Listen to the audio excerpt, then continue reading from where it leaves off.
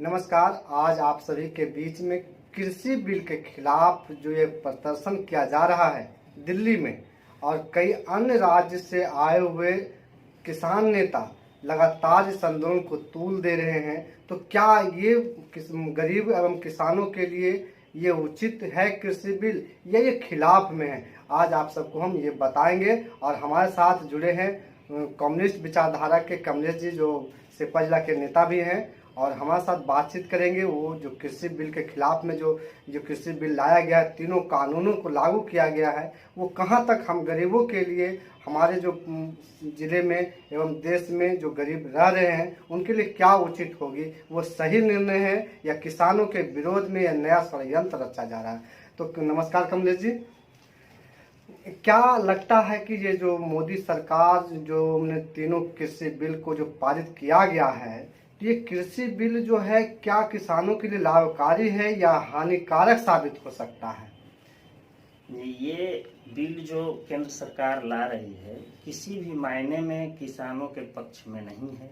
ये कारपोरेट घरानों के पक्ष में बिल लाया जा रहा है। ये बिल से किसानों को काफ़ी नुकसान होने जा रहा है। सबसे पहले हमारे देश के अंदर एमएसपी न्यूनतम समर्थन मूल्य जब था तब किसानों की हालत ठीक नहीं थी, और जब आप न्यूनतम समर्थन मूल्य खत्म कर देंगे तो किसानों का हालत और बद से बदतर हो जाएगा। आप देखेंगे मार्केट में एक चॉकलेट खरीदते हैं तो उस पर एमआरपी लिखा हुआ रहता है, और आप चाहकर के भी कम कीमत पर नहीं खरीद सकते हैं। और हमारे देश के किसान हाड़तोड़ मेहनत करते हैं, कड़ी मेहनत करते हैं, धूप में रह करके काम करते हैं, फसल उगाते हैं, और जिससे पूरे देश के लोग खाते हैं और देश के लोग का पेट भर रहा है, और वो अनाज की कीमत जो है ये समाप्त करने जा रहे हैं। इससे साफ जाहिर होता है कि किसानों पर कारपोरेट घरानों को कब्जा देना चाहती है सरकार। एक तरफ आप जब किसान मांग करते हैं कि हमारे फसल की कीमत जो है लागत मूल्य से 1.5 गुना दाम होनी चाहिए, और हम ये नहीं कह रहे हैं, बल्कि ये स्वामीनाथन की रिपोर्ट में बात सामने आई थी कि जो है किसानों के लागत मूल्य से 1.5 गुना दाम किसानों को मिलनी चाहिए। वो इस पर सरकार की नजर नहीं जा रहा है, इसको ठंडे बस्ते में डाल दिए हैं।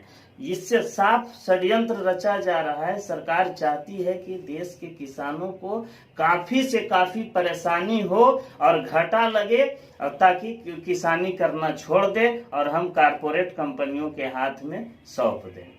ये जो जमाखोरी का जो मामला है, जिससे जो कृषि बिल जो लाया गया है, इसमें जो हमारे किसान धान उपजाते हैं, चावल बनाते हैं, या दलहन उपजाते हैं, तिलहन फसल उपजाते हैं, तो ये जो पहले जो स्टॉक करने का जो कानून था कि पहले आप एक समय तय था कि इतना ज़्यादा माल आप नहीं रख सकते हैं, भंडारण नहीं कर सकते हैं, और इसमें कहा जा रहा है कि आप कितना भी भंडारण कर सकते हैं। ये कृषि बिल कहती है कि आप जितना भंडारण करना सकते हैं कर सकते हैं, इस पर कोई सरकार का नहीं रहेगी। और अब मैंने उचित, अब ये जब कहा जा रहा है कि अगर जो वो जमाखोरी होती है, अगर आप भी जान रहे हैं, आप भी इस समाज में रह रहे हैं, तो समाज में आप देखते हैं कोई भी चीज़ अगर गांव में ही है, अगर कोई सब्जियां हैं अगर किसी खेत में हो रही है और सभी सब्जियां बिक जाती है और कोई अपना सब्जी रख लेता है तो उसको ज़्यादा दाम दिया जाता है। तो इससे यही साफ तौर पर ले रहा है कि हमारे देश में भी ऐसी घटना घटने जा रही है कि ये जमाखोरी की जो सिस्टम है वो अपना एक तय करेगी। वो एक ठेकेदार तय कर सकता है कि आप में इस दाम में हम आपको ये देंगे सामान, चाहे धान हो, चाहे चावल हो, चाहे तिलहनी सामान हो, चाहे दलहनी सामान हो, सारा का रेट वो ठेकेदार तय करेंगे, ना कि सरकार तय कर सकते हैं। यही सरकार कहती है ना, कृषि बिल तो यही कह रही है साफ तौर पर। यह कृषि बिल जो कह रही है कि आप जो जन वितरण प्रणाली दुकान की बात जो करते हैं कि हमारे गाँवों में गरीब मजदूरों को एक जन वितरण प्रणाली दुकान से एक न्यूनतम दाम में सामान मिलती है। तो जब इस प्रकार से अगर जमाखोरी अगर सरकार नहीं करती है, तो अगर सरकार के पास इसके भंडार नहीं होती है, तो क्या लगता है कि वो जन वितरण प्रणाली दुकान पर भी एक षड्यंत्र रचा जा रहा है कि उसको बंद करने का भी एक चाल हो सकती है? जी हाँ, ये बहुत बड़ी साजिश है। आप देखेंगे कि किसान एक तरफ से कह रही है कि जब हम सब्जी सहित सारे फसल उगाते हैं तो इसका सरकारी दर तय हो। अगर सरकारी दर नहीं तय होता है और ये इसको कहिए तो सीमा से अधिक बड़े व्यापार जो करने वाले लोग हैं, कि कंपनी के जो लोग हैं, इनको जो है सीमा से अधिक खरीदने की जो सिस्टम है, समय सीमा जो समाप्त कर दिया है, या खरीदने का जो सिस्टम है, ये सिस्टम को जब समाप्त कर देंगे तो वो अपने हिसाब से वो खरीद लेंगे। और जब अपने हिसाब से खरीद लेंगे और जब आम लोगों को जरूरत पड़ेगा तो वो महंगा दाम पर बेचेंगे। अभी देखेंगे कि धान जब किसानों के घर में पैदा हुआ है तो अभी 400 से 500 रुपया बेचने के लिए किसान मजबूर हैं। एक भी पैक्स में धान खरीदा नहीं जा रहा है सरकारी दर पर। और अब कहेंगे किसानों को गेहूं लगाना है, तिलहन लगाना है, दलहन का ये लगाना है, वो पैसा कहाँ से लाएंगे? वो मजबूर होकर के 300 से 400 रुपया में धान मन जो है बेच रहे हैं। अगर सरकारी दर तय होती, एमएसपी जब काम करता नियम पूर्वक, पैक्स जब सरकार का काम माने करना शुरू कर दे तो किसानों का राहत मिलना शुरू हो जाएगा। लेकिन ऐसा कर नहीं रहे हैं और उल्टे जो है बड़े बड़े व्यापार लोगों को खरीदने में छूट दे दिया गया है कि आप खरीदिए। अभी प्याज के देर मालूम है प्याज का रेट क्या है, टमाटर का रेट क्या है, माने 50 से 60 100 के बीच में जो है अभी वो जो है खरीद करके स्टॉक रख दिया व्यापार लोग, और किसान जब खाली हो गया मजबूर होकर के बेच दिया और स्टॉक में रख रहा। अब किसान जो पैदा कर रही है अनाज, वो उसके घर में आज प्याज जो है मिल नहीं पा रहा है, भरपेट सब्जी नहीं मिल पा रहा है। ये बहुत काफी किसानों के माने बड़ी समस्या उत्पन्न हो रहा है। और जान करके हमें भी बहुत दर्द होता है कि जो किसान अनाज पैदा करे उस किसान के थाली में मतलब नीमक रोटी या नीमक भात मिले, वो खाने के लिए मजबूर है। ये हमारे देश के कहीं कहीं से भी विकास दिख रहा है।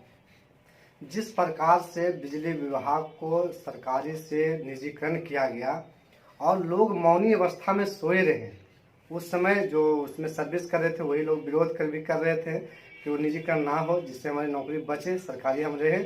लेकिन उन्हें जोर जबरदस्ती करते हुए भी जिस प्रकार से हो, लेकिन आम जनता इस पर जागरूक नहीं हो पाए थे। बिजली जो निजीकरण हुई, बिजली विभाग जो बिजली कानून जो है, जो धारा 62 और 65 जो धारा जो संशोधन किया गया है कानून में निजीकरण की, उसी स्थिति में ये कृषि बिल भी लागू किया गया है।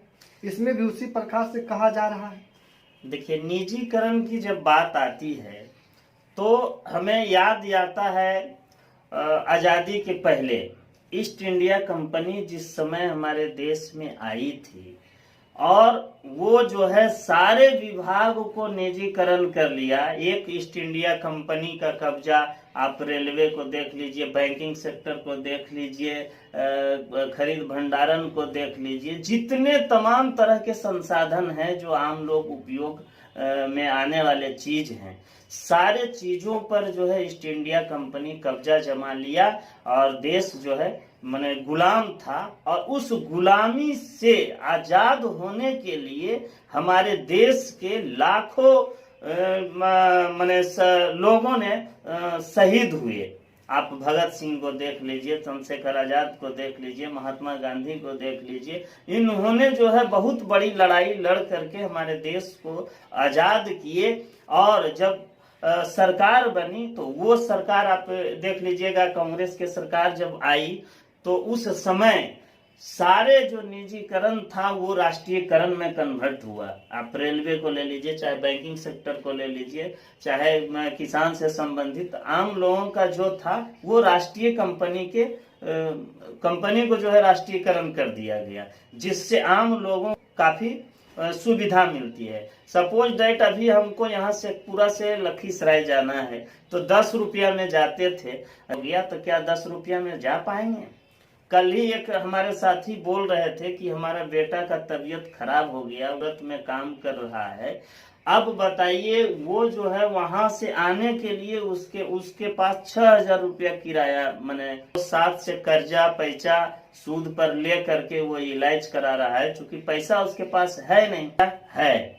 और निजीकरण जो है सरकार चाह रही है धीरे धीरे, रेलवे निजीकरण, बैंक को निजीकरण, आप LIC से को निजीकरण, जब इसी तरह से निजीकरण करते करते ये बिल संशोधन का एक मंशा और है, जान लीजिए कि जो खेती हम लोग कर रहे हैं, किसानी जो है, खेती किसानी दोनों को निजीकरण कंपनी के हाथ में सरकार अप्रत्यक्ष रूप से या अप्रत्यक्ष रूप से सौंपना चाहती है कि किसानों को, तुमको घाटा लग रहा है, किसान को घाटा लग रहा है तो ये खेत हम इसको इतना महंगा में दे देते हैं और किसान बेदखल हो जाएगा, वो किसी न घर के रहेगा न घाट के रहेगा। मतलब ये सरकार सीधा सीधा ये बात आती है कि ये सरकार चाहती है, ठेकेदारों की सरकार चाहती है, कंपनियों की सरकार चाहती है, कॉर्पोरेटों को विकास चाहती है, ना कि किसान और गरीबों की विकास चाहती है।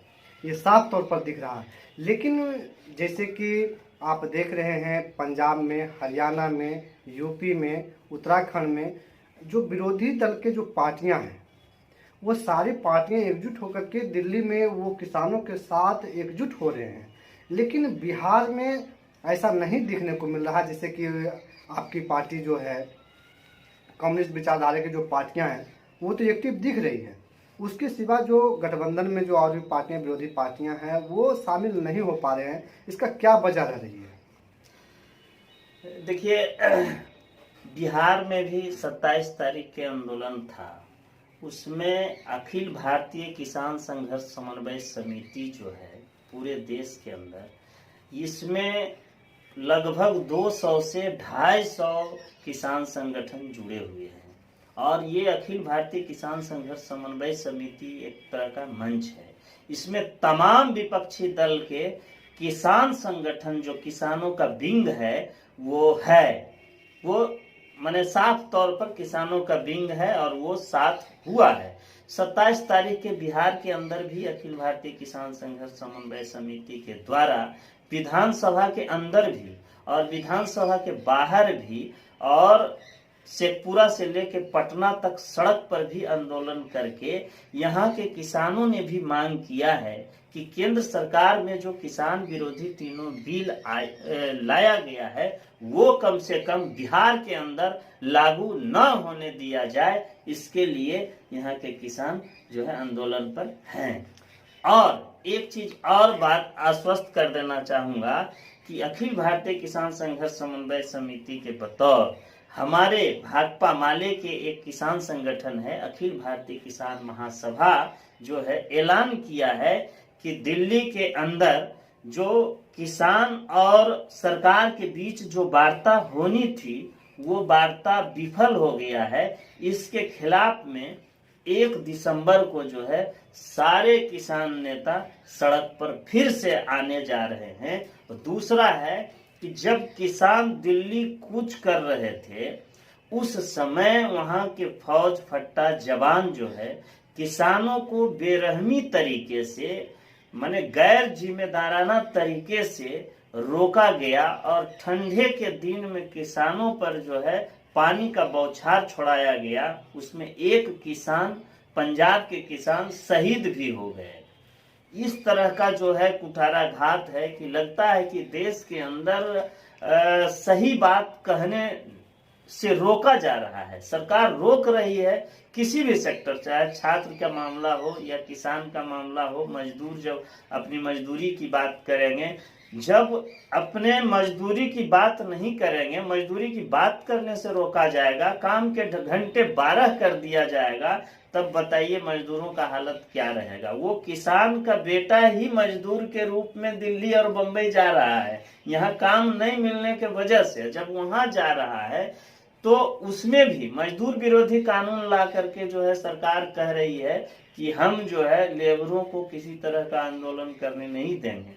किसी तरह का घटना घटता है, दुर्घटना घटता है, उस पर आवाज जब नहीं उठाएंगे, काम के घंटा 12 कर देंगे। कुछ कुछ राज्यों में हुआ है, उत्तर प्रदेश देख लीजिए, लागू किया है कि काम के घंटा 12 होगा, दाम मिलेगा कम। काम के दाम जब लोगों को नहीं मिलेगा तब आंदोलन होगा ही। सरकार चाहे जितना तरह के कानून बना ले, लेकिन विरोध तो होगा ही। तो क्या ये लगता है कि ये केंद्र सरकार जो कृषि बिल लाई है, इसको लेकर के किसानों को हमारे मन से ये आगाह करना चाहते हैं कि सारे किसान एकजुट होकर के इस कृषि बिल के खिलाफ एकजुट होकर के विरोध प्रदर्शन करें, विरोध मार्च करें, जिससे वो कृषि बिल को लागू करने से असमर्थ जाहिर वो कर सके? तो क्या हमारे चैनल के माध्यम से आप करना चाहते हैं? हाँ, ये है कि देश के अंदर आज भी किसानों का आंदोलन लगातार बढ़ते जा रहा है। लगातार लाखों लाख के संख्या में आज भी जो है दिल्ली के अंदर डटे हुए हैं। हरियाणा, पंजाब, उत्तर प्रदेश के किसान, बिहार के भी किसान जो है लगातार आंदोलन के लिए तत्पर है। और जब तक इस बिल को जो है वापस नहीं लेती है सरकार, तब तक ये आंदोलन माने जारी रहेगा और ये आंदोलन जो है तीव्र गति से बढ़ता दिखेगा। बहुत बहुत धन्यवाद कमलेश जी। और आपने कृषि बिल के खिलाफ जो इतने सारे जो एकत्रित भंडार जो आपने हमारे चैनल पर बताया और लोगों को कहा और आपने आग्रह भी किया, और ये संदेश है पूरे देश के किसानों के लिए कि आप किस प्रकार से, जिस प्रकार से आप देख रहे हैं कि बिजली बिल जो किसानों को, बिजली की जो बिल आई थी वो किसानों के निजी, जो बिजली को निजीकरण किया गया और किसानों को जो मिलने वाली जो सब्सिडियां हैं, और अगर जो कृषि बिल अगर जो अभी लागू हो जाती है तो जो सब्सिडियां आपको मिल रही है निजीकरण के बाद भी, वो सब्सिडियां आपको बिजली बिल में नहीं मिलने वाला है, ये तो तय हो जाती है। बिल्कुल। सबसे बड़ी चीज जो किसान बिजली बिल 2020 जो लाने जा रही है सरकार, इससे साफ तौर पर किसानों को जो सब्सिडी मिलता था बिल में जो कृषि कार्य के लिए, वो समाप्त हो जाएगा। दूसरे रूप में जो बिजली का घर में भी खपत करते थे किसान लोग और किसानी कार्य के लिए भी जो खपत करते थे, उसमें अनाप शनाप बिल आना शुरू हो गया है। निजीकरण जब से बिजली का किया गया है, तब से आप देखेंगे कि आपको जो है रीडिंग से संतुष्ट आम लोग नहीं हैं कि कितना बिल महीना का आया, किस तरह का रेट है। रेट दिन प्रतिदिन जो है बढ़ते जा रहा है।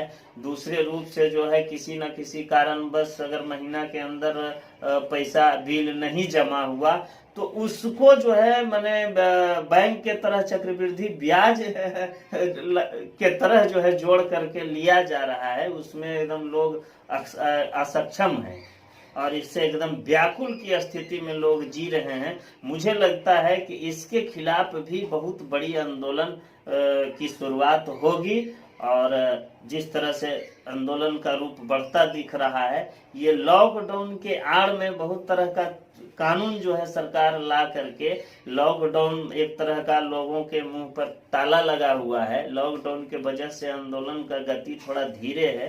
काश अगर लॉकडाउन नहीं होती तो पूरे देश के अंदर मजदूर, किसान, आम आवाम, मजदूर पूरे सड़क जो है आपको जाम देखने के लिए मिलता। और आ रहा है समय, आप देखिएगा किस तरह से आंदोलन का रूपरेखा बढ़ेगा।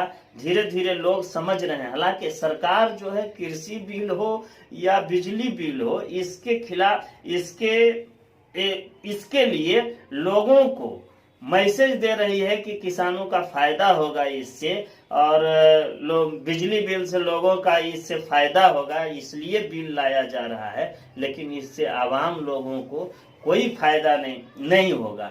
हमको तो एक साथी कह रहा था कि देखिए भाई, आप ही लोग कहते थे कि स्कूल में पढ़ाई नहीं हो रहा है, तो स्कूल का भी निजीकरण हो जाए तो क्या हालत है। हमने कहा, ये दोस्त, अगर आपके पिताजी बीमार हैं तो पिताजी बदल दीजिए तो आपको कैसा लगेगा। अरे भैया, स्कूल की हालत खराब है तो हम लोग आंदोलन कर रहे हैं, मांग कर रहे हैं कि स्कूल की स्थिति सुधार किया जाए, और न कि ये स्कूलें बदल दीजिएगा। घर में लोग बीमार पड़ते हैं तो उसको क्या कहिएगा, वो आदमी बदल दें, कोई पति बदल दे, कोई पिता बदल दे, कोई भाई बदल दे, काहे कि वो खराब हो गया है। ये कौन सा धंधा लगा दिए हैं भाई। इस तरह का मामला अभी चल रहा है। तो हमारे साथ बने